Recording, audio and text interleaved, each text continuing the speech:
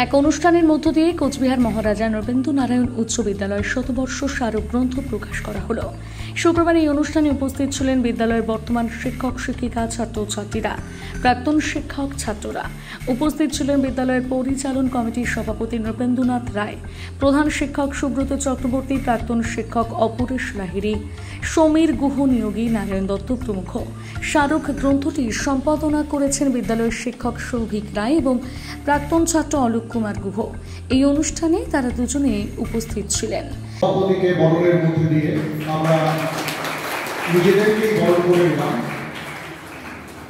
আমরা আর কাউকেই বরণ করছি না, আমরা শুধুমাত্র পত্রিকা উপসমিতির পক্ষ থেকে ব্যক্তিগতভাবে আমার যেটিকে সবচেয়ে বেশি গুরুত্বপূর্ণ বলে মনে হয়েছে সেটি বিদ্যালয়ের স্মারক পত্রিকা। এই বিদ্যালয়ের স্মারক পত্রিকা প্রকাশের জন্য আমি এখানে উপস্থিত মঞ্চে যারা আছেন আমার সমীর অপরেশ লাহিড়ী আমার কলিগ এবং আমার সিনিয়র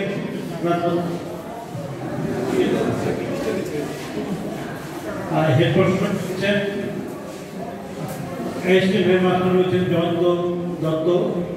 আমার সামনে আমার প্রাক্তন কিছু ছাত্র মানে এই স্কুলের ছাত্র যারা আমার থেকেও বয়োজ্যেষ্ঠ, তাদেরকে সম্মান জানিয়ে